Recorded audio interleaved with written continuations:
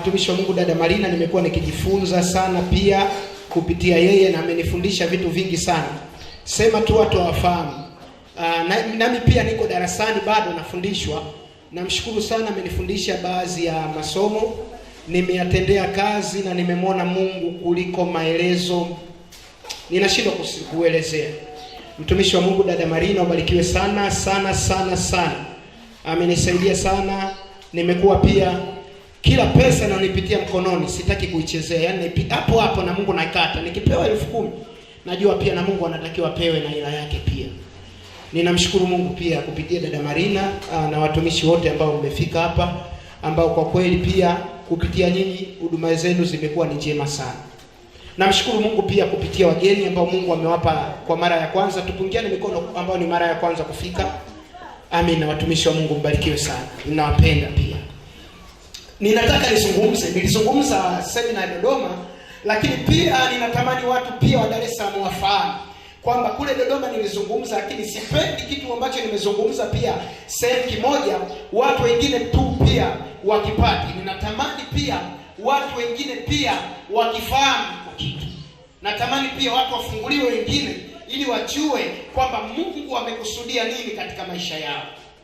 Tunaelewana watu wa Mungu? Ninatamani ufahamu kwamba Mungu anakuwazia kitu kilichochema kabisa. Watu wengi wanaona kwamba kufa ni mpango wa Mungu kabla ya umri mdogo. Mtu akifa kwenye umri mdogo miaka 14 na miaka 8, utasikia watu wanasema ni mpango wa Mungu, lakini si kweli. Mungu is not a dictator. Mungu sio dictator. Alizungumza kwa mzee Abraham, akamwambia kwenye kitabu cha Mwanzo sura ya 15 mstari wa 15, utakufa katika uzee mwema. Akazungumza tena katika Adam na Eva, akamwambia umri wenu wa kufa utakuwa ni miaka 120. Daudi kuna kipindi akajikatia tamaa, akasema miaka yako ikizidi ni mingapi? 70 au nini? 80. Lakini nampenda Daudi sana. Alikuwa ni mtu ambaye anafuta kauli. Akafuta kauli kwenye kitabu cha Zaburi 118 mstari wa 17, akasema sitakufa bali nitaishi na kusimulia matendo makuu ya Bwana. Bwana Yesu apewe sifa. Nataka uelewe, Mungu anatukuazia mambo mengi. Tunaelewana? Ya Mungu anakuazia mambo mengi. Okay, nije kwenye somo sasa la msingi. Nataka nizungumze uweza na jinsi ya kurudishiwa uweza. Kuna watu wanaweza wakaibiwa uweza. Lakini baada ya somo nitafanyia zoezi, alafu tutaendelea sasa kwenye somo la mwisho, kwenye kipengele cha mwisho kuhusu Roho Mtakatifu mwenyewe ili apate nafasi. Nitazungumza katika Isaya 9 mstari wa 6. Isaya 9 mstari wa 6, tutaona pale Isaya 9 mstari wa 6. Isaya 9 mstari wa 6. Sina Biblia hapa, nitaomba mtu asome ambaye ana Biblia asome. Nasema tuzungumze, nataka nizungumze kuhusu uweza wa kimungu na watu wafahamu. Mbarikiwe pia watu ambao mnatufuatilia Facebook kwa wakati huu. Isaya 9 mstari wa 6, ubarikiwe sana mtumishi wa Mungu dada Marina. Isaya 9 mstari wa 6. Ndio ninatamani nizungumze hapa ili watu wafahamu kwamba maandiko yanasema, nitasoma kwa msaada wa Roho Mtakatifu. Roho Mtakatifu, wewe ni mkuu kuliko hata mimi, umejawa sifa, wewe ni mwalimu wangu. Nifundishe, niko darasani. Tufundishe, tuko darasani Bwana pia watu wote. Roho Mtakatifu, ninaomba wewe ukahudumu, mimi nikakae chini, wewe ukawe juu zaidi yangu mfalme. Ukaseme na watu wa Dar es Salaam, ukaseme na watu wale kuja mahali hapa, wakajue uweza wako, wakajue mamlaka yako, wakajue kwamba unawazia mema. Wewe ni mwalimu sawa sawa na Yohana 14 mstari wa 26. Tuko darasani, tufundishe katika jina la Yesu. Amen. Isaya 9 mstari wa 6. Maandiko yanasema, kwa ajili yetu mtoto amezaliwa, tumepewa mtoto mwanamume, na uwezo wa kifalme utakuwa begani mwake, naye ataitwa jina lake Mshauri wa Ajabu, Mungu mwenye nguvu. Sema, na uwezo wa kifalme utakuwa begani mwake. Na uwezo wa kifalme utakuwa begani mwake. Kama una maana Biblia yako unaweza kupigia tu mstari au kaweka alama yoyote. Na uwezo wa kifalme utakuwa begani mwake. Na uwezo wa kifalme utakuwa wapi? Begani mwake. Sema, atazaliwa mtoto mwanaume, lakini na uwezo wa kifalme utakuwa begani mwake. Ninatamani zungumze kuhusu uweza, watu wafahamu uweza. mtu anapozaliwa Mungu anamvika uweza. Tunaelewana? Nilipokuwa Dodoma nikasema uweza wa mtu Yesu aliambiwa uwezo wake utakuwa begani mwake. Uwezo wa mtu unaweza ukaibwa. Nikawaambia usiruhusu kila mtu akushike bega, akupige bega. Tunaelewana kwa Mungu? Usiruhusu tu. Mama ni mtu mzima, kwa hiyo hata mtu anaweza kusema mtumishi kaona maono tena. Akapiga bega. Kuna wengine wanaiba uweza. Tunaelewana kwa Mungu? Maaskari wote wanawajua, MIGP, wakuu wa jeshi, vyao havikai usoni. Vinakaa wapi? Kwa nini? Uweza unawekwa begani. Nenda kwa makuli wote Kariakoo, beba mizigo tandika Tandale. Wanabeba magunia wapi? Mabega. Mabega yanawakilisha uweza. Sasa kuna mtu anaweza akaibiwa uweza kupitia mabega. Na tulipokuwa Dodoma tukafanya zoezi. Tukasema kama hamtaamini hatufanye zoezi. Tukafanya zoezi ya watu wakombolewe katika uweza wao. Kwa hiyo kuna mtu anaweza kufanya hivi. Nilipokuwa nimetoka Dodoma, nikarudi Morogoro, nikahudumu Jumapili, tukaomba uweza. Kuna baba mmoja amefukuzwa kazi, akaanguka chali. Tulipokuwa tunafanya zoezi hili la kurudisha uweza. Kwa hiyo mtu anaweza kaibiwa uweza wa afya yake, mtu anaweza kaibiwa uweza wa kibali chake, mtu anaweza kaibiwa uweza wa afya yake, mtu anaweza kaibiwa uweza wa ndoa yake, lakini kupitia mabega. Sijaenda chuo cha Biblia na kufundisha ufunuo wa Roho Mtakatifu. Sio kasema vyuo vingine vya Biblia siku hizi vinafundisha na kufundisha masomo ambayo Roho Mtakatifu alinifundisha, ambayo ni zaidi ya chuo cha Biblia. Uweza watu, utakuta mtu zamani ulikuwa unapata kibali cha kusikilizwa hata kazini, lakini hausikilizwi kwa sababu kuna uwezo umeibwa. Kuna nguvu katika mabega ambao Mungu anamvika mtu kupitia mabega. Anasema na uwezo wa kifalme utakuwa begani mwake. Leo kuna sehemu unatembea lakini hauna uwezo wa kifalme kwa sababu kuna watu wameibiwa. Maandiko yanasema Esther wakati anaingia kwa mfalme, anafunja ile protocol ya mfalme. Maandiko yanasema Esther akajifika mavazi ya kifalme. Haisemi Esther alijifika mavazi ya malkia. Kumbuka Esther alikuwa malkia. Kwenye ulimwengu wa roho, no gender, wote tunaitwa wafalme. Sisi tunaelewa na tu Mungu. Sasa kuna mtu anaweza kaibiwa uweza wake. Kuna mtu anaweza kaibiwa kufikiri kwake. Kuna mtu anaweza kaibiwa uwezo wa tabia yake. Sasa utasikia zamani alikuwa na tabia nzuri, lakini umeibwa. Shetani ameweka kitu, ameingiza kitu. Anaweza kaingiza kitu kupitia mabega. Anaweza kaingiza kitu kupitia mikono. Inategemea akakufunga kwenye maeneo kadhaa. Wakati fulani ukisoma kwenye Matendo ya Mitume sura ya 12 utakuta Petro alifungwa minyororo mikononi mwake. Yule malaika wakati anamtokea alimtokea pale gerezani, kuna minyororo Petro inaonekana alifungwa. Ukisoma ile Matendo sura ya 12. Kwa hiyo shetani anaweza kumfunga mtu pia kupitia mikono. Tunaelewana? Kwa nini Petro alifungwa mikono? Kwa sababu ili Petro umkamate na asifanye kazi ya Mungu, uwe na uhakika umfunge mikono, kwa sababu yeye alikuwa na tabia ya kuombea wagonjwa wakapokea uponyaji kupitia mikono, kuwekea mikono. Paulo na Sila, ukisoma Matendo sura ya 16 mstari wa 16 hadi wa 24, utakuta Paulo na Sila wakafungwa miguu. Kwa nini wafungwa miguu? Kwa sababu wao ili wasifanye kazi ya Mungu, wafunge tu miguu, maana wao ni kipelembele cha Yesu walikuwa. Tunaelewana? Wanakwenda kuhubiri Injili kuanzia mji wa kwanza hadi wa pili.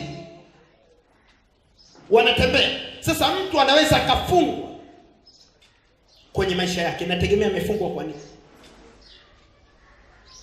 Ndio maana siku moja nikasema, wewe unaota unaokota pesa ndio very happy. Nimeokota hela, nimeamka mtumishi na asubuhi sijaziona. Biblia inasema kwenye Zaburi 128 mstari wa 2, tabu ya mikono yako hakika utaila. Ukiota unaokota pesa, maana kitabu ya mikono yako wengine wanakula. Kuota pesa sio roho nzuri, ni roho ya umasikini. Okay, turudi sasa kwenye somo, kwenye mabega. Kwa hiyo kuna mtu anaweza kafungwa kupitia mabega. Usiruhusu mtu tu hata mjui anakupiga piga bega, anakushikashika. Mama mmoja wakati kusikia somo hili anasema, ndio maana siku zile kuna mtu alinishika mwili ukasisimuka. Kumbe ndio tayari wanaweka ufufio wa kishetani ndani yake. Wanaingiza kitu ndani yake. Wewe unaruhusu tu mtu akushike mikono. Na wala usiruhusu kila mmoja akusalimie.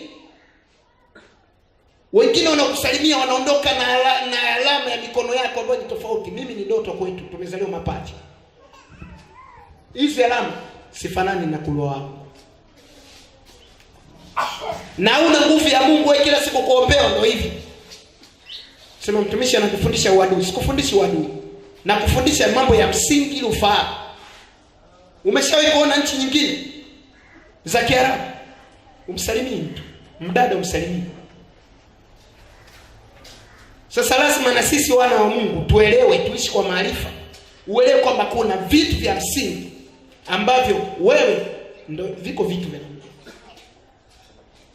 Tunaelewa na watu wa Mungu?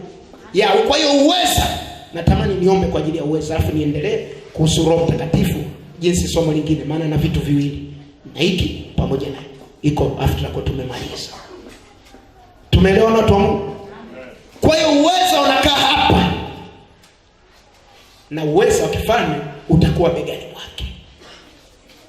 Kwa hiyo leo kuna watu wanatembea sio wafalme kwa sababu uweza wao umeondoka. Kwa hiyo leo sio wafalme, kinyume cha mfalme maana yake ni mtumwa. Unaelewa? Kwa hiyo kuna watu wameingia kwenye utumwa kwa sababu uweza wao umeibwa na mapepo. Uweza wao umeibwa na wachawi.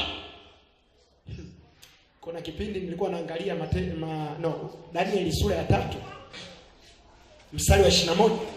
Inasema na wakina Danieli wakatupwa kwenye tanuru la moto.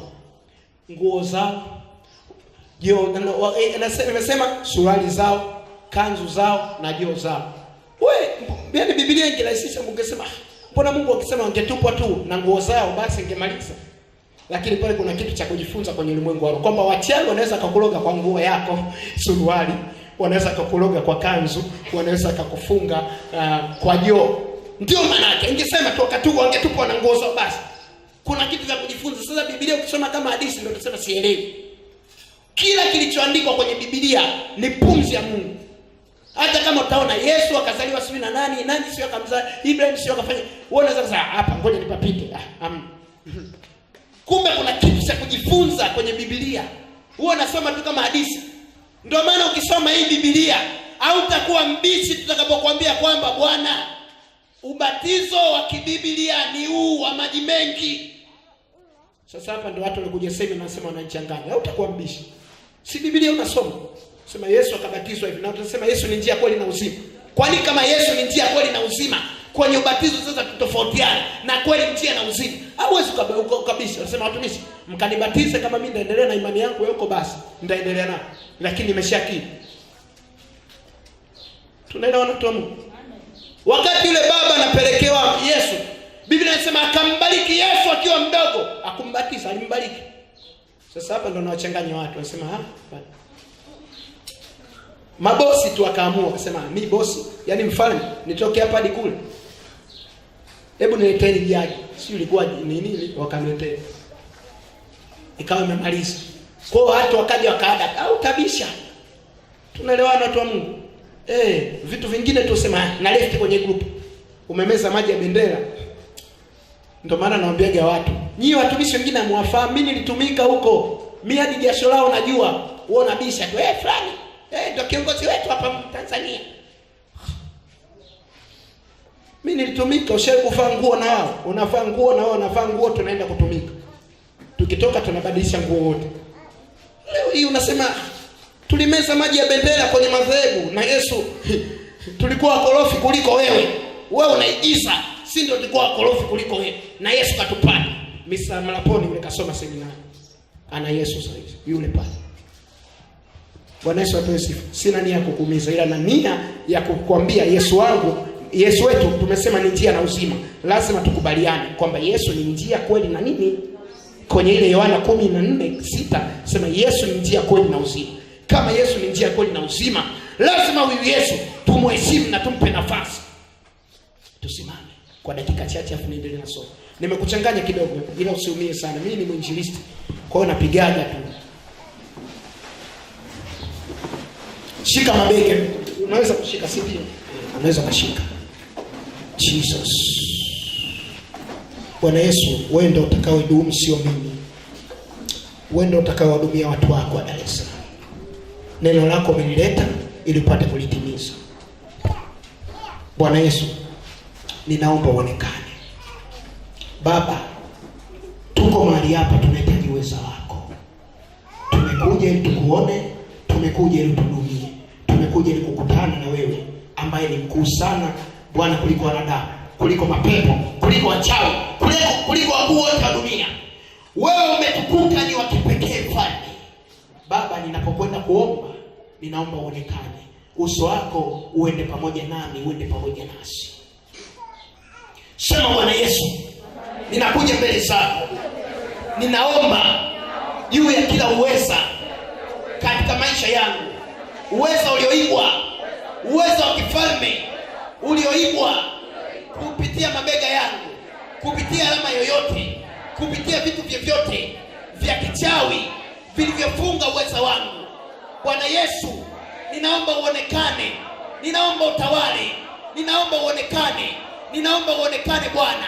Leo nimechua, ninarejesha uweza wa kibali kazini kwangu, uweza wa kibali kwenye ndoa yangu, uweza wa kibali kwenye elimu yangu, uweza wa kibali kwenye afya yangu, uweza wa kibali kwa marafiki zangu, uweza wa kibali kwa ndugu zangu, uweza wa kibali mahali popote pale.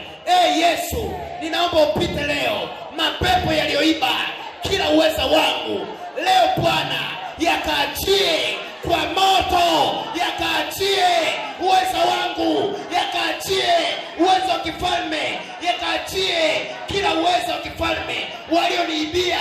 Leo ninarejesha, leo ninarejesha, leo ninarejesha, leo ninarejesha kila uweza. Leo ninaachilia moto, leo ninaachilia damu. Ninarejesha uweza wangu kwa moto wa Yesu. Ninarejesha uweza wangu kwa damu ya Yesu. Uwezo wa kifalme leo ninarejesha kwa jina la Yesu. Leo ninarejesha kwa jina la Yesu. Leo ninarejesha kwa jina la Yesu. Kila uwezo ulioibiwa leo ninauita urudi. Leo ninaita urudi. Leo ninaita urudi. Leo ninaita urudi kwa jina la Yesu. Leo ninaita urudi. Leo ninaita urudi. Leo ninaita urudi. Leo ninaita urudi. Leo ninaita urudi kwa damu ya Yesu. Kwa damu ya Yesu. Kwa damu ya Yesu. Kwa damu ya Yesu. Kwa damu ya Yesu. Kwa damu ya Yesu. Kwa damu ya Yesu. Ninaita uweza wangu. Ninaita uweza wangu kwa damu ya Yesu. Kwa damu ya Yesu. Kwa damu ya Yesu. Kwa damu ya Yesu. Kwa damu ya Yesu. Kwa damu ya Yesu. Kwa damu ya Yesu. Kwa damu ya Yesu. Kwa damu ya Yesu. Kwa damu ya Yesu. Achia mapepo, achia wachawi kwa jina la Yesu. Kila walozi walioiba ule uweza, walioiba uweza, wanapigwa kwa jina la Yesu. Wanapigwa kwa jina la Yesu. Wanapigwa hao walozi, wanapigwa hao wachawi kwa jina la Yesu. Kwa jina la Yesu. Kwa jina la Yesu. Kwa jina la Yesu. Kwa jina la Yesu. Kwa jina la Yesu. Kwa jina la Yesu. Kuna watu wanafunguliwa hapa. Kuna watu wanafunguliwa hapa. Yesu, pita moto. Moto wa Yesu pite. Moto wa Yesu pite. Moto wa Yesu. Naachilia moto wa Yesu. Naachilia moto wa Yesu. Naachilia moto wa Yesu kwenye kila uwezo ulioibwa. Uwezo wa kiafya. Uwezo wa kiafya. Afya za mapepo. Afya za wachawi. Ninaita uwezo wa kimungu. Uwezo wa kimungu ukapite. Uwezo wa kimungu ukapite. Uwezo wa kimungu ukapite. Naachilia uweza. Uwezo wa kimungu. Uwezo wa kimungu. Uwezo wa kimungu kwa jina la Yesu. Naachilia uwezo wa kimungu mahali hapa. Jesus. Naachilia uwezo wa kimungu. Naachilia uwezo wa kimungu. Naachilia uwezo wa kimungu. Naachilia uwezo. Kuna watu wanafunguliwa bado hapa. Kuna nguvu ya Mungu hiyo. Hiyo inashuka. Hiyo inashuka, sio ya kawaida. Sio ya kawaida. Uweza. Uweza. Uweza. Uweza. Uweza. Uweza. Uweza. Uweza kimungu hapa. Uweza kimungu mlioiba kwenye mabega ya watu. Uweza wa kimungu naachilia. Uweza wa kimungu naachilia. Uweza wa kimungu naachilia. Uweza wa kimungu. Uweza ulioibwa kwenye huduma yako, umebiwa uweza. naita uweza upya, uwezo wa kimungu, uwezo wa kimungu kwa jina la Yesu, kwa jina la Yesu, kwa jina la Yesu. Na uweza wa kimungu ninaita mahali hapa, ninaita mahali hapa, ninaita Bwana Yesu. Yes, na uwezo wa kifalme utakuwa begani mwake, na uwezo wa kifalme utakuwa begani mwake. Kila uwezo wa kifalme ulioibwa kupitia mabega ninaurejesha kwa jina la Yesu. Bwana Yesu, ninaomba urejeshe, ninaomba urejeshe hapa, urejeshe Bwana hapa kwa moto, urejeshe kwa moto, rejesha kwa moto, rejesha kwa moto, rejesha kwa moto. Wewe ni Mungu wa moto lao, moto lao. Sawa sawa na Ibrania 12 mstari wa 29. Waebrania 12 mstari wa 29. Bwana Yesu, wewe ni Mungu lao. Pita kwa moto Bwana, rejesha, rejesha, rejesha. Rejesha uweza, rejesha uweza, rejesha uweza, rejesha uweza. Mama yule anataka uweza Bwana, rejesha uweza wake, uweza wake, uweza wake. Jesus, Jesus, yes Jesus. Na uweza wa kifalme utakuwa begani mwake. Weka mkono begani bado. Na uweza wa kifalme utakuwa begani mwake. Na uweza wa kifalme utakuwa begani mwake. Na uweza wa kifalme utakuwa begani mwake. Ninaita nguvu ya uweza upya, nguvu ya uweza, nguvu ya uweza. Bwana Yesu, kila uweza ulioibwa, kama ni mapepo, tulia kidogo, tulia, niombe. Bwana Yesu, kila uweza ulioibwa hapa, kama ni mapepo, kama ni majini, yakutane Bwana na moto wako upya, yakutane na moto wako upya Bwana. Uweza wako Bwana wa kifalme ukarejea hapa upya, ukarejea Bwana upya, ukarejea upya uweza wa kifalme ulioibwa, ukarejea upya mahali hapa. Yes, mliobaki vinyamkera, wanga, wachawi, pigwa kwa jina la Yesu, pigwa kwa jina la Yesu. Na watumia moto walipokanyaga, pawe ni moto, pasiwe ni pa kawaida, pawe ni moto hapo, pawe ni moto hapo. Ukapigwe pepo, ukapigwe chini, ukapigwe kinyamkera uliyekaa na kumnyang'anya uweza wake kwa jina la Yesu.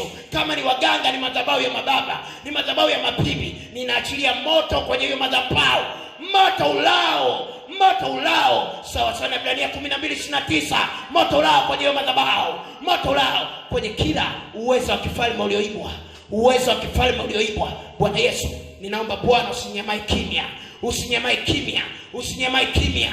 Pigwa huo uwezo wa kipepo Bwana, achilia uwezo wa kimungu, achilia uwezo wa kimungu, achilia uwezo wa kimungu, achilia uwezo wa kimungu. Bado ninaona watu wanafunguka hapa, ninaona watu wanafunguka hapa bado. Hiyo minyororo iliyofungwa, hiyo minyororo iliyofungwa kwenye mabega ikakatike, ikakatike, ikakatike, ikakatike, ikakatike, ikakatike, ikakatike. Bwana kaikate, Bwana kaikate, Bwana kaikate, Bwana kaikate, Bwana kaikate. Hizo mikatare waliokufunga Bwana kaikate, Bwana kaikate kwa jina la Yesu Kristo.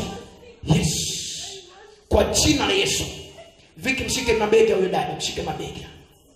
Yes, kila uweza na achilia moto kwenye hayo mabega, moto kwa jina la Yesu. Tunakomboa uweza wako, uweza wako, uweza wako, uweza wako, uweza wako kwa moto, kwa moto, kwa moto, kwa moto, kwa moto, kwa moto wa Yesu, kwa moto lao, kwa moto lao, katika jina la Yesu, katika jina la Yesu. Tunakomboa uweza, tunakomboa uweza, uweza.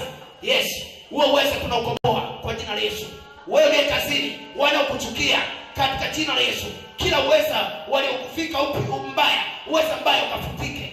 Bwana Yesu akaachilie uweza nzuri, akaachilie uweza nzuri katika jina la Yesu Kristo. Bwana Yesu, litukuzwe jina lako. Uliyoyafanya ni makubwa, endelea kufanya zaidi katika jina la Yesu. Amen. Amina. Makofi kwa Bwana. Haya makofi ni balozi wa makofi. Kwa Bwana tunamaanisha kabisa. Yes, Jesus. Father, we worship you. We thank you in the mighty name of Jesus. Receive our glory in the mighty name of Jesus. In the mighty name of Jesus. Amen. Tuketi, tunamalizia. Isaya 61. Isaya 61. Isaya 61. Isaya 61. Isaya 61. Mstari kuanzia wa kwanza mpaka wa 3.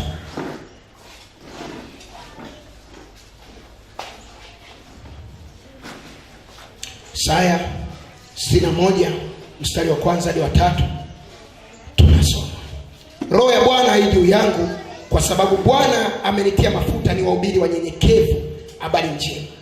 Amenituma ili kuwaganga waliovunjika moyo, kuwatangazia mateka huru wao, nao waliofungwa habari za kufunguliwa kwao, na kutangaza mwaka wa Bwana uliokubaliwa na siku ya kisasi cha Mungu wetu, kuwafariji waliao, kuagiza walio Sayuni wapewe taji ya maua badala ya majivu, mafuta ya furaha badala ya maombolezo.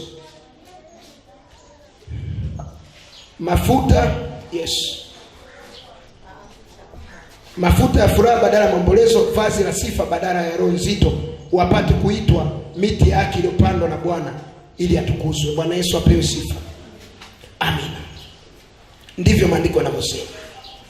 Ninatamani nizungumzie kwa habari ya Roho Mtakatifu. Yeye ni mafuta apite mahali hapa.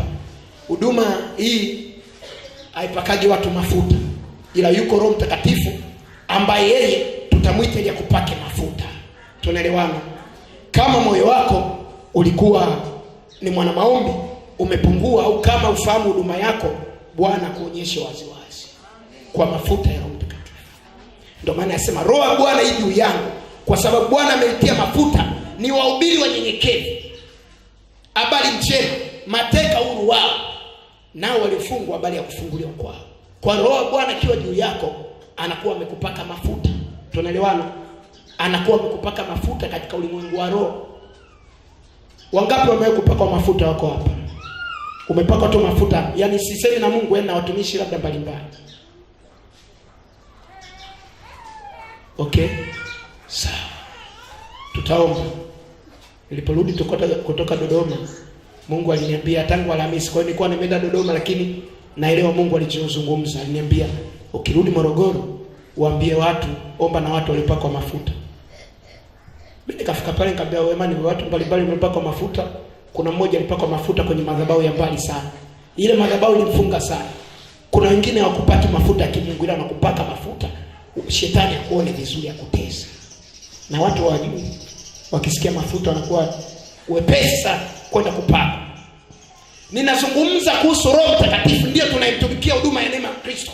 Huwa tunasema Mungu mwenyewe aje kupake mafuta waziwazi, ili ujue kama roho yako ilipungua, kama kulishuka kiwango cha kiroho, akupake mafuta upya ili ukasitawi kwenye ulimwengu wa roho, ili utembee, ili uhubiri habari njema, ili Mungu akugange moyo. Inasema alipopaka mafuta Bwana alimpa tamko, akawatangazie mateka huru wao. Tunataka leo Bwana kupake mafuta, tukawatangazie mateka huru wao, waliofungwa wafunguliwe, waliopewa taji ya machifu Bwana akaondoe, akawape taji zuri la utukufu kwa ajili yake, kwa jina la Yesu Kristo aliye hai. Ndiye Bwana ninayetamani kuili kumjua. Ninapozungumzia mafuta na maanisha Roho Mtakatifu mwenyewe apite kwenye kusanyiko, awapake watu mafuta waziwazi. Sio mafuta ambayo mtu tunakuja na kukupa, apite waziwazi. Mimi nikae kando, Nathanaeli akae kando, Marina akae kando, Roho Mtakatifu apite, achukue nafasi. Ndiye ninatamani umjue mahali hapa. Tunaelewana? Huwa tunamwomba Mungu waziwazi apite. Kwa hiyo mafuta yakiwa juu yako. Petro alipopata nguvu ya Roho Mtakatifu,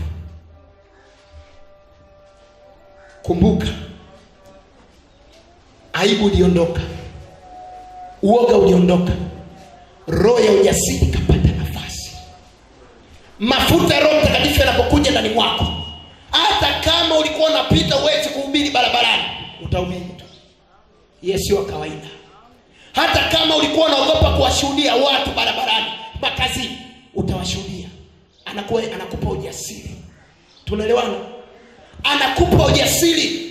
Petro akashuhudia watu kwenye Matendo ile sura ya 2. Akamwambia tujalewa, msione tuko hivi. Huko ndani kila mmoja na lugha yake.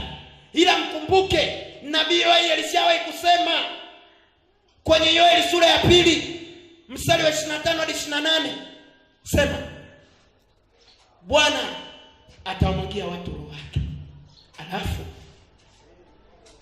wazee wataota ndoto, vijana wataona maono. Petro akawakumbusha, akaambia ni mapema saa 3 sasa hivi asubuhi, mnasema tumelewa. Tumelewaje? Hapana, isipokuwa ni mafuta ya Roho Mtakatifu yameshuka ndani yetu. Yule Roho Mtakatifu ameshuka ndani yetu, anatupa ujasiri. Maana Yesu alisema atatuachia kwenye Yohana ile 14 mstari wa 16 hadi 26. Ni mstari Yesu 16 hadi 26. Sema atatuachia msaidizi ambaye ni Roho kweli. Sasa ninatamani mafuta ya Roho Mtakatifu yabubujike ndani mwako. Akipita mafuta yake Roho Mtakatifu, kuna bubujiko ambalo sio la kawaida ndani mwako. Kuna ujasiri ambao sio kawaida. Kama ulikuwa unaomba nusu saa, Roho Mtakatifu anakuongezea, unakwenda zaidi ya lisali moja. Kwa nini? Kwa sababu tumeita mafuta. Haiwezekani Mkristo anasema umeokoka, you are born again by Jesus, but you are failure. Mtumishi, mimi dakika 10 tu nimeishiwa maombi. You are not serious. Lazima tuombe mafuta ya kujaa ndani mwako. Bubujiko. Daudi akasema kikombe kinafurika. Lazima tumuite Roho Mtakatifu akujaze ili kikombe kifurike ndani mwako, usiwe wa kawaida. Tunaelewana?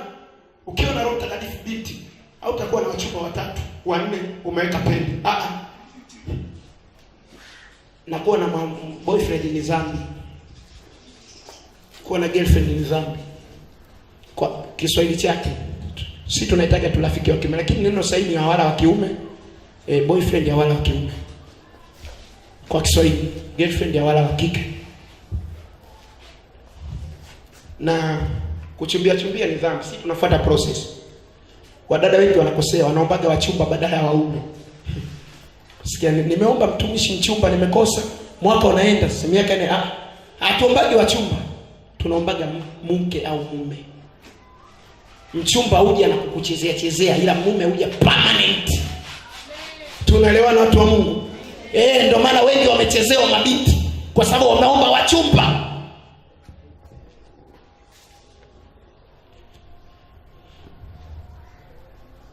Tunaelewana watu wa Mungu? Sasa Roho Mtakatifu anakupa ujasiri. Unaona watu hawana macho ya roho. Ndio maana siku moja niliwaambia kule duniani watu hawajaokoka. Utasikia Machali alinicheza. Na wewe uliokoka pia una kauli ya namna hiyo. Machali alinicheza. Sasa kuna tofauti gani? Sio mganga wa kienyeji. Mganga wa kienyeji Machali ya mcheza. Na wewe tena uliokoka Machali akucheze. Kuna tofauti gani? Tutawaoji nyinyi wote ni madhabahu moja. Sisi Machali hatuchezi, ila Roho Bwana amesema. Roho Bwana huwa anasema kwa watakatifu wake. Anawaonyesha. Huko tunaishi, lakini Roho Bwana anaweza akakuonyesha hata kifo chako. Akakwambia utakufa katika kifo hiki. Kwa nini kufa ni ajabu? Mwingine anasema ni uchulo. Sasa uchulo ulikuwepo tangu mwanzo. Mtakapokula tunda ile mtakufa. Bwana Yesu apewe. Sio alitakia wenyewe. Kwa lazima tuelekezane watu wa Mungu. Tunaelewana? Mafuta. Ndio maana naambiaga mabinti muwe waangalifu sana. Walimu wengi wa masomo ya ndoa wamekuwa wakiwageuza mabinti vitoweo. Narudia. Walimu wengi wa masomo ya ndoa ambao wanakuja kutumia Biblia hizi, na wengine wamejiita AKA za kidunia za kiajabu, wanatumia hivi. Muwe waangalifu nao, hasa nyinyi watu wa daa. Na mna magrupu mengi ya mabinti ya ndoa, mnafundishwa mambo ambayo kabla ya wakati. Foolish doctrine. Binti, you agree and you are very happy, unacheka uko na vikatuni na vile emoji vya WhatsApp. Sekani. Hauna mchumba, unafundishwa jinsi ya kumridhisha mwanaume. Foolish doctrine. Ndio maana watu wengi wanaanguka. Maana kishafundishwa nataka majaribio. Na kuelekeza, sina kampeni ya kusema sisi huduma ya Neema Kristo tunajiproud. Na kuelekeza vile ili uweze kufahamu. Mafundisho ni batili kama unafundishwa alafu hakuna habari ya Roho Mtakatifu. Paulo akasema injili yoyote itakapokuja kuhubiriwa tofauti na nilivyofundisha, hata kama ni malaika wa mbinguni na alaniwe. Narudia, kiinjili si zaidi. Mabinti muwe waangalifu.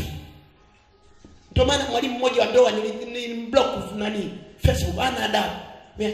Mwanaume anakuja inbox kukusalimia, wewe unakaa kimya. Ndio fursa hiyo kusema ujinga. Ujinga anafundisha nini? Na kuelekeza ili uweze kuelewa binti. Masomo yote ya ndoa mmefundishwa. Sasa hivi mimi siwezi kukuweka semina ya mabinti. Nikikuweka semina ya maombi na mabinti wasiolewa. Tuombe. Hauhitaji tukufundishe masomo ya ndoa. Tunahitaji tukufundishe tabia za Kristo. Halafu tabia za Kristo zikija ndani mwako, yeye mwenyewe anakushia. Ndio maana tunapata bibinti ya ajabu ajabu sasa. Mivivu, sufuria ya ukoko chini ya ufungu siku 3. Tuna mafundisho ya kijinga huko nyuma. Kwa sababu hatuna muongozo wa Roho Mtakatifu. Na walimu wenyewe wanafundisha, anacheka. Sasa mwingine yakimkasa, na hata kama ana mke anataka akafanye majaribio kwa mabinti. Sina wivu na kufundisha kitu cha msingi. Pasipo utakatifu hatuwezi kumpendeza Mungu. Semina zote kama tufundishwe nini kuishi na maisha mazuri na Roho Mtakatifu, hizo sio semina. Tunaelewana? Lazima tukufundishe jinsi ya kukaa na Roho Mtakatifu na kumsikia Roho Mtakatifu. Huwa anasikiwa. Lazima upate nafasi. Ndio maana siku moja nikamwambia kuna fungu la 10 la muda. Nisi nimeshazoea pesa, fungu la masaa 2 na dakika 10 na dakika 40 ndio fungu la 10 la Mungu. Si masaa 24 yajayo kwa 10. Masaa mangapi? 2 na dakika. Kila aliyokoka anabidi ampe fungu la 10 la muda. Wewe utakaa, wasa. Ndio maana juzi nilikuwa mkali kwenye kundi la mabinti, kaambia mna adabu. Mwingine kanifuata inbox, nikanyamaza kimya, katoka mwenyewe kwa miguu. Ujinga tu kuna nini? Unajua chatting sana, yani chatting mkienda sana chatting, ndio mnakuwa mnajadili mashudu. Kwa sababu mna chat hamna kiasi. Nyinyi mna chat uchafu. Lazima muwe na kiasi. Biblia inasema muwe na kiasi. Ndio maana story nyingine zinakuja. Yaani tayari kuna mtu anakumbuka huko jinsi alivyo, na bado yuko kanisani lakini bado anawaza vitu vya kijinga. Kanisa sio sehemu ya kuwaza vitu vya kijinga. Kanisa ni tunabidi tuwaze mahusiano yetu na Mungu, tutafikaje mbinguni na tutaishije na huyu Yesu Kristo na kumhubiri hapa duniani, ili tuwe na ushuhuda kwa msaada wa Roho Mtakatifu. Lakini ndio tutakifundisha. Ndio maana tumekuwa tukipigania madhehebu yetu au makanisa yetu kuliko Yesu Kristo. Tunaelewana?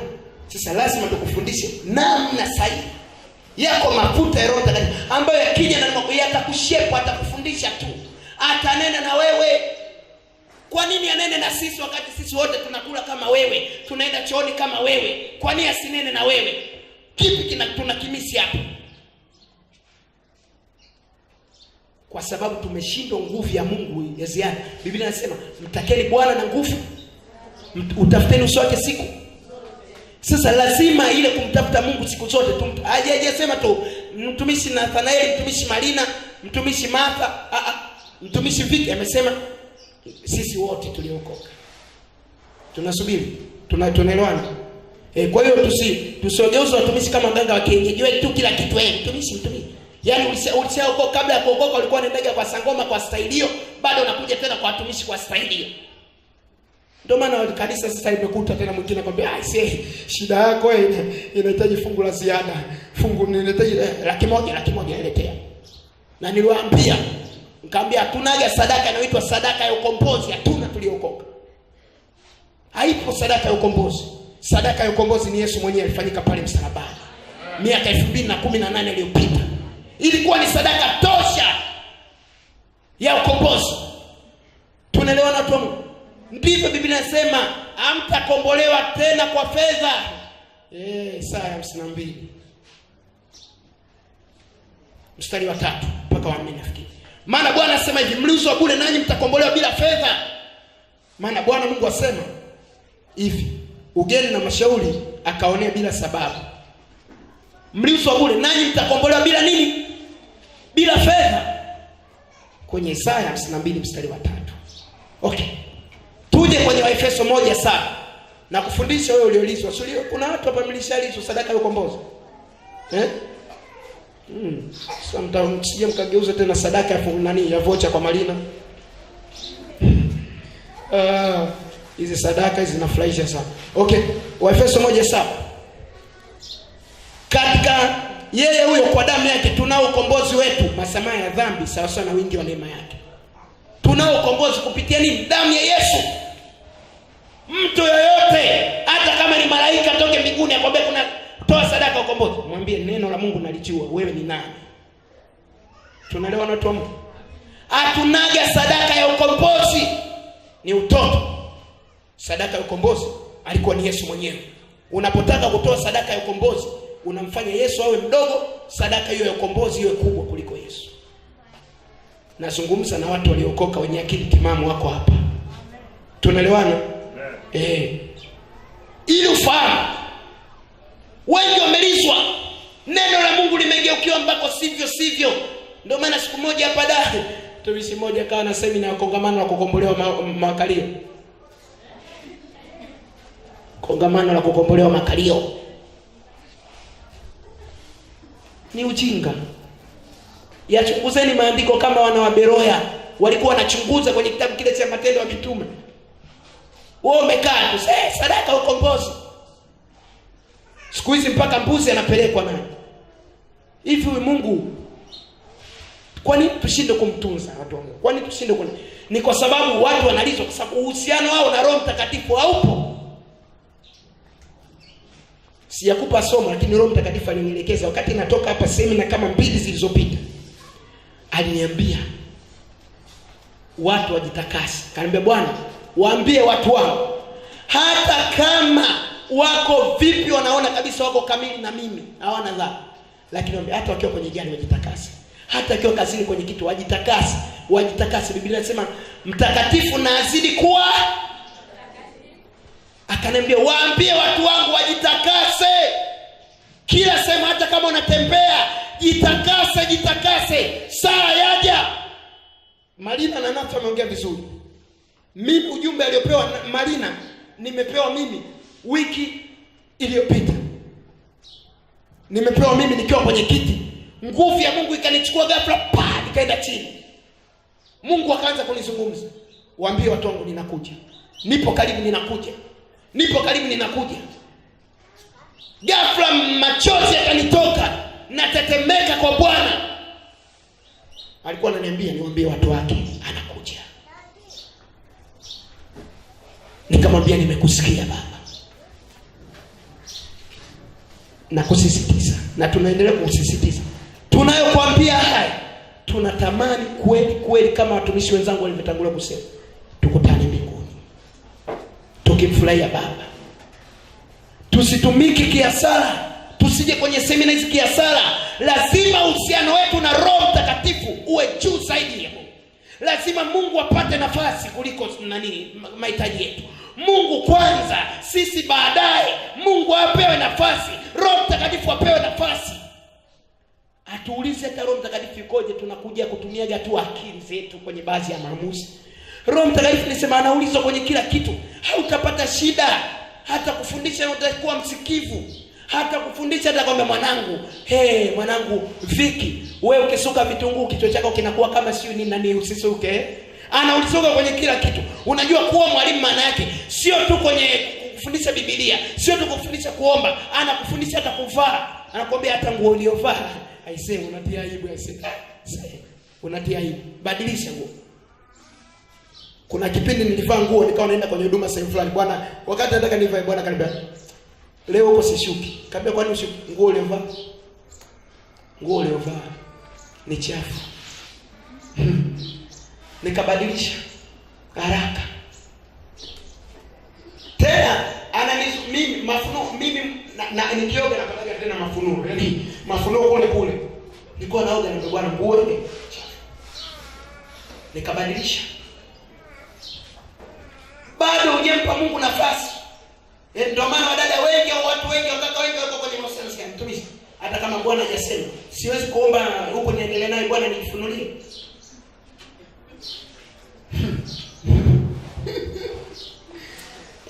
Mahusiano yetu na Mungu yakoje? Na Roho Mtakatifu yakoje? Tunamuuliza Roho Mtakatifu au tunamhuzunisha? Maana Waefeso 4 nafikiri 30 mpaka 31 inasema msimuhuzunishe. Ile Waefeso 4:30 hadi 31, msimuhuzunishe huyu Roho, msimuhuzunishe. Je, tunapatana na Mungu? Tunampa nafasi? Je, tunaomba? Je, tunafunga? Je, tunamtolea Mungu kila kinachopita mikononi mwetu? Mama mmoja siku moja ananiambia, "Mtumishi, nimetumia fungu la 10 lile, nimetoa kiasi kidogo, naweza kurudishaje?" Kama wewe fungu la 10 hata kama mwanao yuko mgonjwa au mume wako, marufuku. Ni yeye ukakopa. Sasa narudishaje? Nikamwambia katoe fine kwa Mungu. Unabidi uongeze. Nikamwambia hapo unabidi uongeze. Kile ambacho ulipanga kumtolea Mungu kiongeze sasa. Bwana Yesu apewe sifa. Je, wewe mahusiano yako ya Mungu na Roho Mtakatifu yakoje? Yako vizuri? Au ndo mwanamke wa kisasa? Maana wale bibi zetu wa zamani waliamka asubuhi wakawa wanawasha jiko. Wanawake wa sasa wakiamka wanawasha data. Au na wewe ni mmoja katika watu wa washa data? Bibi zetu wa zamani wakina Mama Maria Nyerere walikuwa wakiamka asubuhi wanawashia moto waume zao na kuwapashia chai. Lakini wanawake wa sasa hivi wa kidigitali wakiamka wanawasha data kwenye simu zao. Wewe ni mwanamke wa aina gani? Mahusiano yetu na Mungu yawe mazuri. Kila eneo usikasirike ukasema nimeonelewa, bosi ameniita ofisini amenionelea ananipa onyo. Bosi akikuita kama ofisini hajawahi kukuita, unasema kwa damu ya Yesu, Roho Mtakatifu kwa msaada wa damu ya Yesu. Kama kuna ila yoyote kule, naituma damu ya Yesu kwa msaada wa Roho Mtakatifu ikanene mema kwa ajili yangu. Ukita nimeonelewa mtumishi, nimeonelewa wewe. Unaita damu ya Yesu, vituo vya daladala kwa mwendo kasi. Napita kwa nguvu ya Roho Mtakatifu, na mimi na nguvu ya Roho Mtakatifu. Ni nguvu ya Roho Mtakatifu. Watu wadawageuke, watu wadawageuke kwa jina la Yesu. Watu wadawageuke Mungu, wampende Mungu kwa jina la Yesu. Napita kwenye barabara nakataa kila wewe ukikaga unafanyaje? Pray for me. Ndio hivyo naenda sijui nani Arusha. Unachat. Unachat. Wewe badala uombe, yani hakuna sehemu ambayo unasema nilikosa muda. Yani kwenye gari masaa sijui mangapi siku hizi. Tena Mwanza sijui masaa pia 18 sijui mangapi siku hizi. Aise. Unakuwa unamwomba Mungu tena sema Mungu asante, hii huduma ulioniwekea eti wamenipa kikazi ni safiri na basi. Hii huduma naipenda. Wewe unapita tu vitu kisasa. Wapi Segera? Segera tushafika mara hii. Wewe hauna taabani. Wewe kazi yako tu kuingia WhatsApp, Facebook. Hebu acha utoto. Tunaelewana? Mpe nafasi Roho Bwana achukue nafasi. Mwambie Roho Bwana chukua nafasi. Nahitaji kukuona kwenye kila shughuli yangu. Unaelewana? Anaulizwa yule Roho Mtakatifu kwenye kila eneo. Unamuuliza mavazi. Atakwambia mavazi mwanangu. Mavazi dada Messi tunavaa. Mavazi gani? Kwambia Bwana, mimi mavazi ninayotaka yasibe kila sehemu kwenye mwili wako. Maana kuna vitu vingine ni special, ni wewe tu na mume wako. Mnatakiwa mvione. Samdada wa siku hizo wame hii ya kisasa. Jana nilikuwa naangalia kwenye gari kuna video moja nilipita ya bahati mbaya. Nikaona dada kabisa hapa na duara. Alafu huko maziwa yote yanaonyesha sasa. Huyu si angekuwa anajiuliza, angemuuliza Mungu, vizao angetuliza si watumishi wangemuelekeza kwani Mungu ameweka maziwa huko. Mungu ameweka maziwa huko ili yafunikwe. Angekuwa Mungu anataka maziwa yaonekane, angeweka la kushoto hapa la kulia. Yangekuwa yananing'inia. Yangekuwa yananing'inia. Tunaelewana? Au muulize Roho Mtakatifu, nasikia tu. Roho Mtakatifu kwenye masomo, kwenye kazi nokani. Wewe kwenye mavazi. Wala haji. Amwambie. Yaani kwa bisho na bisho sasa. Mungu anaangalia moyo, Mungu anaangalia moyo. mbona mhubiri fulani wa Kenya anavaaje, mbona mhubiri fulani wa Canada au Marekani wanavaa. Mdada atakienda wewe anavaa kwenye kiti cha enzi, utaenda wewe kama wewe, auendi na mhubiri fulani kule. Unaenda wewe kama wewe, unaitwa wewe kama wewe. Kule hospitalini ukienda kwa mgonjwa, mhitaji wagonjwa wawili, kila mgonjwa ana siri yake. Leo hii unampangia Mungu majukumu. Mwambie hapana, Mungu anaangalia moyo. Mbona Ulaya baridi? Tunavaa tu suruali, si wadada. Ulaya mbona baridi? Umetoka Makambako, mbona hujawahi kuvaa suruali? Itakuwaje ukavae ndio Ulaya? Amen. Bwana Yesu apewe sifa. Ndio maana mifazi mingine nachochea tu, mwanaume ananisalisha anipigia. Wewe acha tu akupigie, si mavazi ya kikahaba. Kwa nini sikupigie mrusi? Hata kama mimi ningekuwa siogoka na kupigia mrusi vizuri. Tunaelewana? Swala ni hiyo. Ili uzuie watu wasikoe, piga marufuku suruali. La sivyo watu watakoa tu. Tunaelewana? Piga, waambie usivae suruali, mavazi ya kikahaba. Ukiwaambia sikoe, watakoa hata ndani. Tunaelewana watu wa Mungu? Kwa hiyo lazima upige marufuku. Useme Bwana, haya mavazi ni ya kikahaba, Mithali 7:10. Hatujakubali kuongozwa na Roho Mtakatifu. Tumpe nafasi Roho Mtakatifu. Kwenye kila eneo Roho Mtakatifu yupo. Kuongea kwako, je, unawakwaza? Mwambie nifundishe. Daudi anasema, weka mgojezi kinywani mwangu. Kwenye ile Zaburi 141. Mgojezi, yuko mgojezi ambaye anatakiwa aweke kwenye kinywa chako. Je, huyo mgojezi yupo? Au tu unaongea mpaka unakwaza, yaani unaongea kama tarumbeta. Wewe twende. Lazima uwe na nini? Na kiasi. Muulize Roho Mtakatifu. Tunaelewa na wamama, Mithali 31. Nyinyi wamama sema Zaburi 41 mstari ule, Zaburi 141 mstari ule wa 3. Bwana uweke mlinzi pangu, ngojezi mlangoni pa midomo yangu. Kumbe hata mlango kwenye midomo kuna mlinzi. Wewe unaongea tu kama cheleani. Ushawahi kuongea kama leo uza vyombo. Hii ni dawa ya panya, sio dawa nini? Hii ni deto, sio kitumia hii. Wewe hata unajua kushika vile vina, lakini unaongea kweli. Kwa sababu Roho Mtakatifu akuongozi. Unaongea kama cheleani. Ili upate mafunuo, usiwe mapepe. Tunaelewana? Ili Mungu akupe mafunuo, aongee na wewe, anataka kukuta kwenye muda mtulivu. Ndio maana tunaposoma ile Biblia wakina Adam Mungu Bwana alikuwa anarudi, anakuja majira jioni, anakuta wakati wamekiwa wametulia, wanatafakari habari zake. Wewe unaongea kama tarumbeta. Bwana Yesu apewe sifa. Bwana tusaidie, tusimame. Tusimame. Yupo Mungu ambaye si wa kawaida. Lakini ukikubali, nasema mkikubali na kutii mtakula mema ya nchi. Tumpe nafasi Roho Mtakatifu. Utakapotoka naye hapa, Roho Mtakatifu usimwache kwenye kituo cha mwendo kasi pale Kibo. Twende naye. Tunaelewa na watu wa Mungu.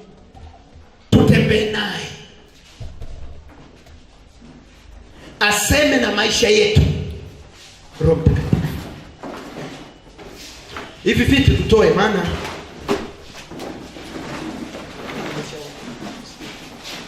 hivi vitu kwanza virudi nyuma. Hivi vitu virudi nyuma. Mungu anaweza kuliko maelezo. Tunatamani kuona Roho Mtakatifu akichukua nafasi mahali hapa, akishuka kwa ajili ya watu wake, akisema na watu wake, watu wa Dar es Salaam.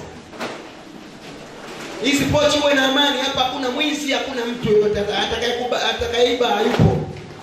Wewe weka tu mahali popote. Hamna mwizi hapa.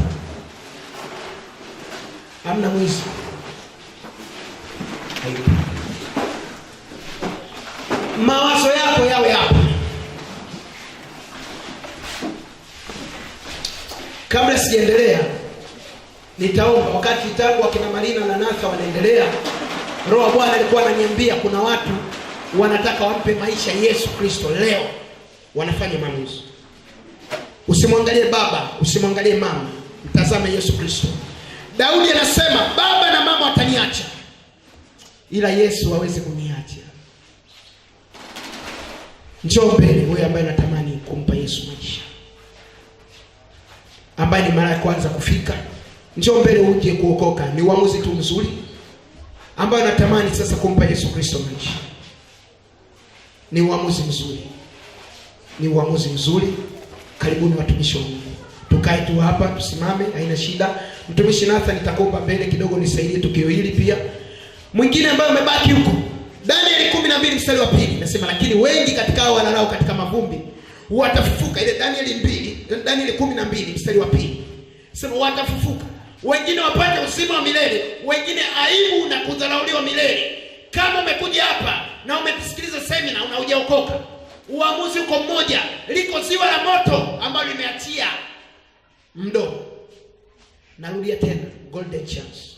If you are not born again by Jesus, please come forward. Kama hujaokoka bado, njoo mbele. Yesu anakupenda. Usikae huko. Ziwa la moto huwezi kulifahamu vizuri kwa sababu tunakuelezea tu. Mungu angekuonyesha, yeye anamwinanuka. Mimi Mungu alinionyesha siku moja wakati naliendea, nimeokoka lakini bado mjanja miaka ile 2003.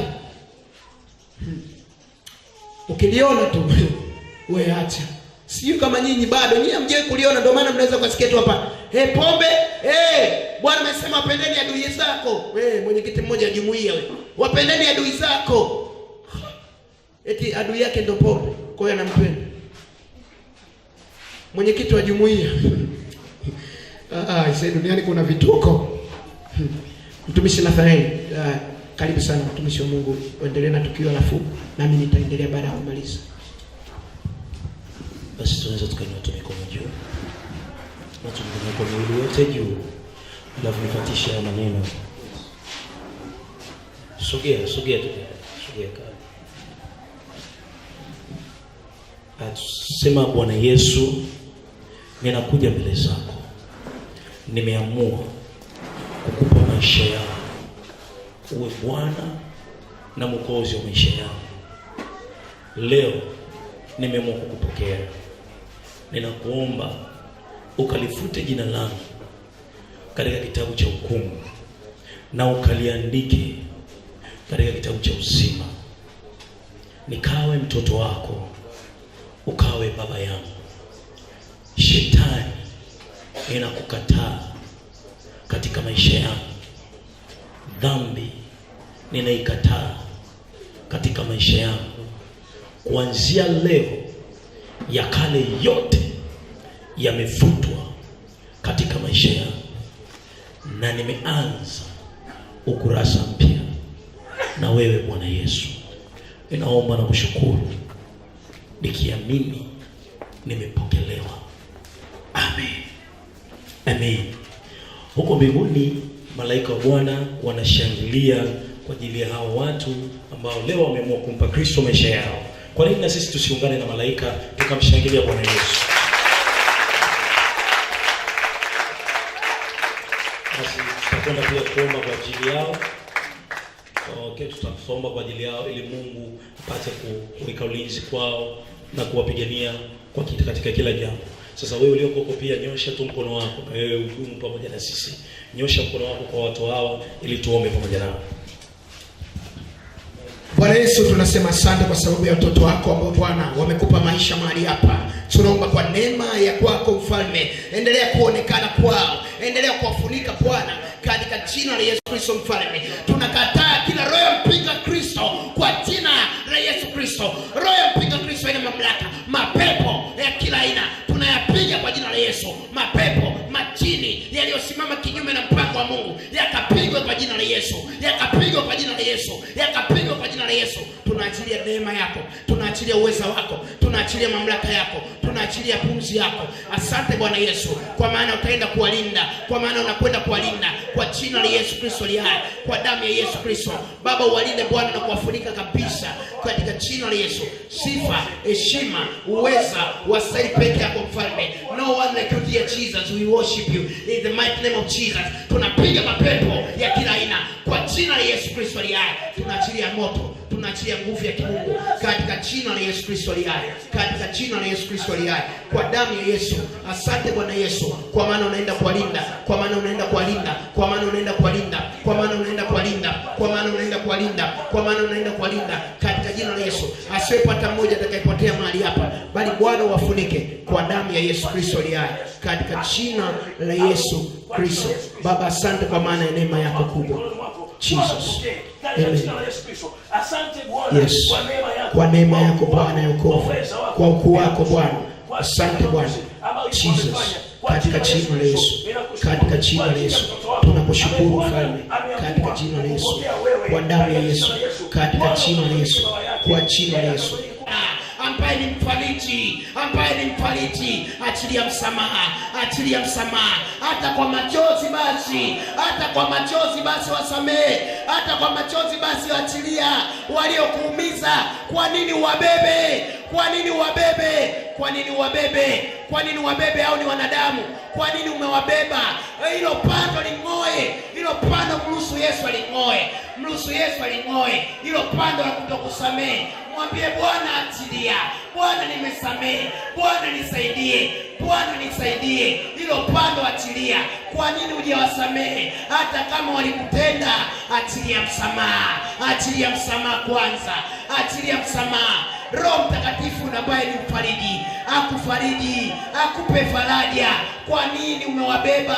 Kwa nini umewabeba? Kwa nini umewabeba? Sema nisamehe, waambie nasamehe, waambie nimewasamehe, waambie nimewasamehe. Yuko Roho kweli, yuko Roho kweli, yuko Roho kweli. Tunaenda kumwita mahali hapa, lakini achilia msamaha, achilia msamaha. Umewabeba sawa, achilia msamaha. Ni saa ya Roho Mtakatifu. Kwanza anataka uachilie msamaha. Anasema anatupenda, anasema anatuhitaji, lakini anaachilia, anasema achilia kwanza msamaha. Ponya moyo wako, jeraha moyo wako likaponywe, likaponywe, likaponywe, likaponywe, likaponywe, likaponywe, likaponywe, likaponywe, likaponywe. Roho Mtakatifu, fariji binti yule, anahitaji faraja, faraja yako Bwana. Anahitaji kusamehe, msaidie moyo wa kusamehe, moyo wa kusamehe, moyo wa kusamehe, moyo wa kusamehe. Achilia moyo wa kusamehe. Roho Bwana, achilia moyo wa kusamehe, achilia moyo wa kusamehe. Kuna watu wameumizwa sana hapa, wako wanahitaji kusamehe, wanahitaji kusamehe. Baba wasaidie, Baba wasaidie, Baba wasaidie Bwana, wasaidie wenyewe hawawezi. Roho Mtakatifu, tufundishe, tufundishe, tufundishe kusamehe, tufundishe, tufundishe, tufundishe, tufundishe, tufundishe, tufundishe. Tumekuja hapa ili tukutane na wewe. Tufundishe, tufundishe. Tumewabeba watu moyoni, hatujawasamehe wale waliotutenda, hatujawasamehe. Hivi ni kwa nini? Hivi ni kwa nini Bwana? Hivi ni kwa nini Bwana? Achilia msamaha, achilia msamaha. Hata kama ni mtoto kukataliwa, baba alikukataa, mama alikukataa, achilia msamaha, achilia msamaha, achilia msamaha, achilia msamaha, achilia msamaha, achilia msamaha, achilia msamaha. Usiwabebe wanadamu, usibebe mizigo. Yesu akasema kwenye Mathayo 11:28, yes, njoni kwangu nyote msumbukao na mizigo, wewe nyote mnakulemewa, nami nitawapumzisha. Bwana Yesu, tumekuja kwako ili tupumzishe. Tumekuja kwako, tumekuja kwako, tumekuja kwako. Wanadamu wametutenda Bwana, tumekuja kwanza kutengeneza na wewe, tumekuja kutengeneza na wewe. Mioyo yetu imejaa uchungu, mioyo yetu imejaa ghadhabu. Baba, achilie Bwana, moyo wa ghadhabu uondoke, moyo wa nyama urudi, moyo wa nyama urudi. Yes, kila zuio Bwana ambalo Bwana tumesababisha likazuia uwepo wa Roho Mtakatifu, Baba tunaomba ling'oe, ili Bwana Roho Mtakatifu tutakapomwita akachukue nafasi yake. First priority in the mighty name of Jesus. Dear Father, dear Father, dear Father, dear Father, we call you now. Dear Jesus, in the mighty name of Jesus, we need your power, we need your restoration. In the mighty name of Jesus, in the mighty name of Jesus, urejesho, urejesho, urejesho, urejesho, urejesho wa Bwana, urejesho wa Roho Mtakatifu. Tunauhitaji, tunauhitaji, tunauhitaji. Tengeneza, mwambie Bwana nitengeneze kwanza. Mwambie Bwana kutengeneze ili tukita nguvu zake zishuke. Mwambie nitengeneze. Nilikuwa kwenye mahusiano mabovu, nitengeneze. Nilianguka kwenye dhambi ya uzinzi, nitengeneze. Nilianguka kwenye uasherati, nitengeneze. Nilitoa mimba, nitengeneze. Mwambie Bwana kutengeneze. Mwambie Bwana kutengeneze. Mwambie Bwana kutengeneze. Mwambie Bwana kutengeneze kwanza. Nitengeneze Bwana. Nitengeneze Bwana. Nitengeneze. Nitengeneze. Nitengeneze. Nitengeneze. Nitengeneze. Nitengeneze. Nitengeneze. Nitengeneze. Yes. Yes. Yes. Yes. Yes. Yes. Yes. Ninaona mtu aliyetamkiwa neno baya yuko hapa. Yuko hapa. Yuko hapa mtu aliyetamkiwa neno baya. Nazungumza na yeye. Ulitamkiwa neno baya likakukaa kifuani mwako. Hilo neno likaondoke kwa jina la Yesu Kristo aliye hai. Hilo neno ling'oke. Ling'oke. Ling'oke. Ling'oke. Ling'oke. Ling'oke. Ling'oke. Naona mtu ambaye Jesus aliteswa na mama wa kambo, akaliweka ndani mwake. Mama wa kambo alimtesa, akaliweka ndani mwake. Hilo dukuduku liondoke. Liondoke. Liondoke. Liondoke. Liondoke. Ndipo Bwana achukue nafasi. Bwana Yesu, tuko hapa ili tutengeneze. Tupo ili tutengeneze. Tumekuja ili tutengeneze Bwana. Tumekuja ili tutengeneze. Father, in the mighty name of Jesus, we need your restoration. We need your restoration, dear Father. Tunahitaji urejesho. Urejesho wa mioyo yetu. Urejesho wa kubeba vinyongo ambavyo vimetukaa ndani ya maisha yetu.